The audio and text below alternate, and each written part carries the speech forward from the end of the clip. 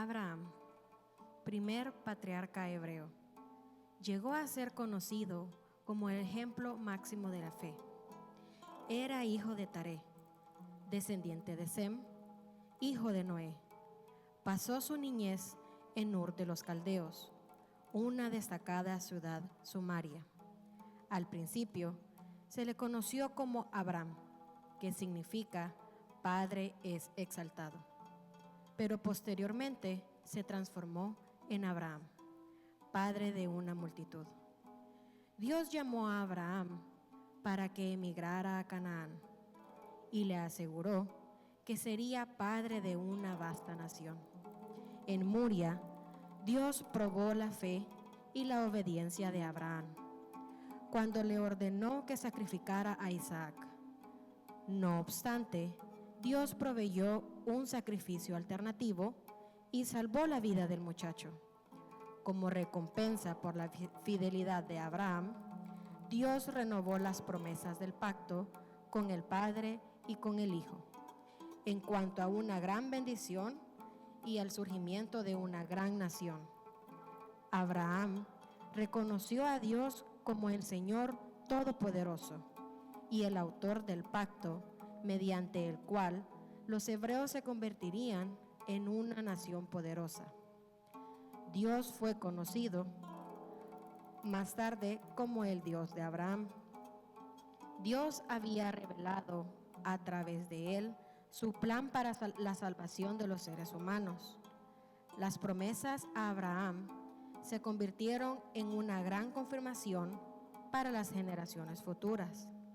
Abraham llegó a ser conocido como el amigo para siempre de Dios.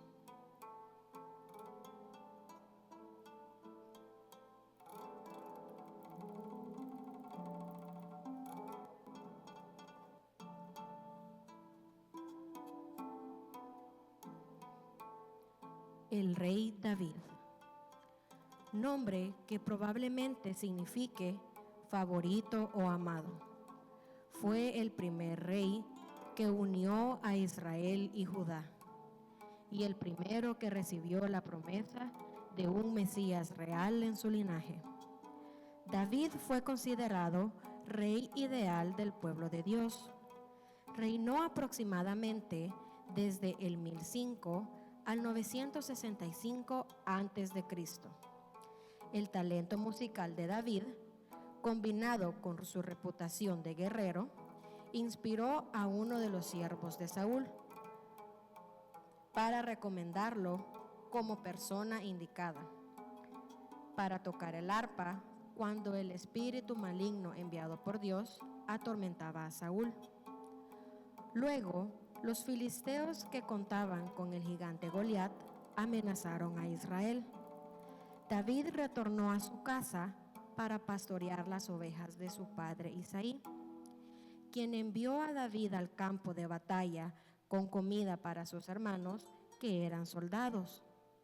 Saúl trató de persuadir al joven David de no desafiar a Goliat. Sin embargo, David insistió que Dios le daría la victoria, y así fue.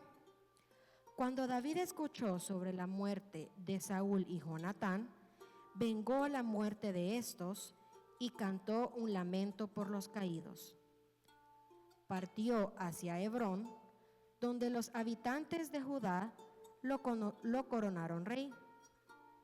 Este hecho generó una guerra con Israel, que estaba bajo el gobierno de Isboset, el hijo de Saúl. Posteriormente, las tribus del norte coronaron rey a David en Hebrón y unieron a todo Israel bajo su reinado. David fue el modelo a seguir por los reyes israelitas. David fue el hombre de Dios y Dios fue el Dios de David.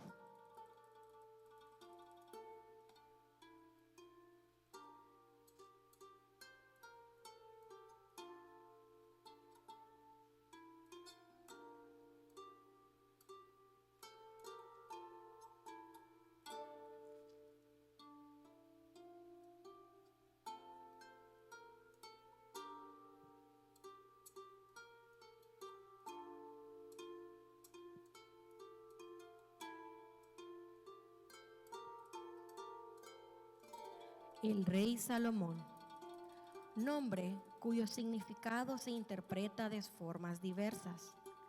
Su paz, Dios es paz, Salem, un Dios, intacto o su reemplazo.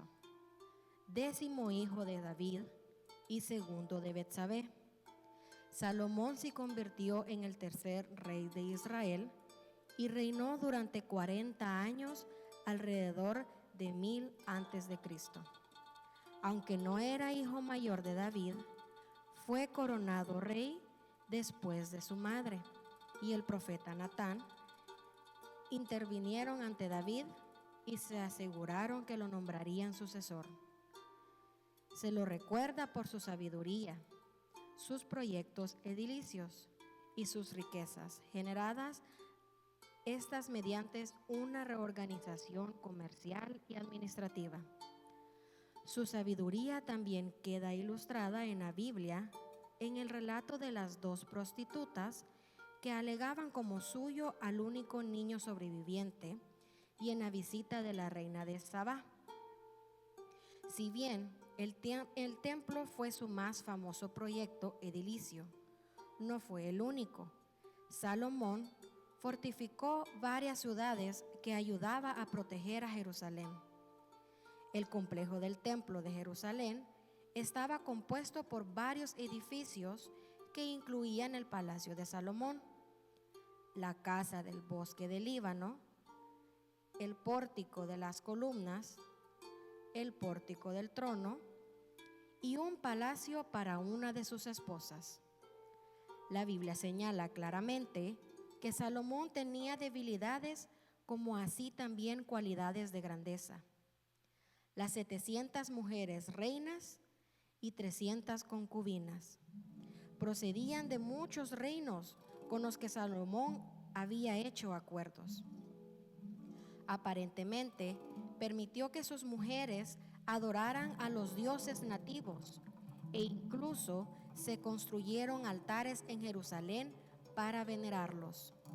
Este tipo de concesión mostró una debilidad en Salomón que no se encontraba en David. También se recuerda a Salomón por sus 3000 proverbios y 1005 cánticos. Por esta razón, no sorprende que los proverbios y el cantar de los cantares de la Biblia se le atribuyan a él.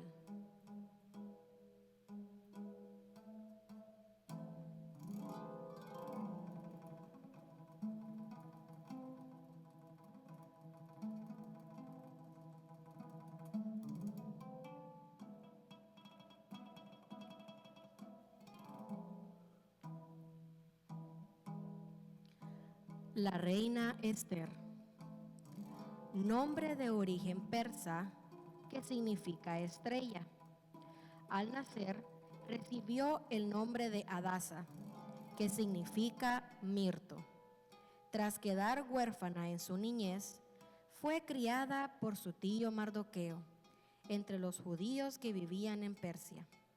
Hadasa se convirtió en reina cuando Vasti, la esposa del rey de Persia, se rehusó a aparecer ante él durante un banquete para los nobles. Esther fue elegida como la más hermosa de todas las mujeres candidatas de todo el imperio del monarca persa. La belleza sobresaliente de Hadasa no era casualidad. Esa belleza increíble debe ser considerada como algo guiado por Dios. El rey desconocía la identidad judía de la joven. Alrededor de la época en que Esther fue nombrada nueva reina, Mardoqueo descubrió un complot contra la vida del rey. Se lo hizo saber a Esther, quien a su vez pasó la información de modo que fuese frustrado. El agageo Amán fue nombrado primer ministro de Persia. Enfurecido porque Mardoqueo se rehusaba a inclinarse ante él, comenzó a elaborar un complot contra él y todos los judíos. Después de lograr que el monarca persa firmara un decreto contra los judíos para destruirlos en un día establecido, Mardoqueo y todos los judíos hicieron luto por la destrucción anunciada. Mardoqueo entonces llamó a Esther para que hablara con el rey. Le recordó que como judía, ella no escaparía a la matanza y que quién sabe si para esta hora Dios la hubiera puesto como reina de Persia. Esther, después de ayunar y orar, arriesgó su vida entrando ante el trono del rey sin ser convocada. Después que el rey la extendiera el cetro, ella le rogó que honrara con su presencia un banquete preparado en honor de él. El segundo día del banquete, Esther le reveló al rey el complot de Amán, y este terminó colgado en la horca que había preparado para Mardoqueo. Después se prolongó otro edicto por el que se autorizaba a los judíos a defenderse, y muchos de las provincias se hicieron judíos. En el día previsto, los judíos obtuvieron la victoria.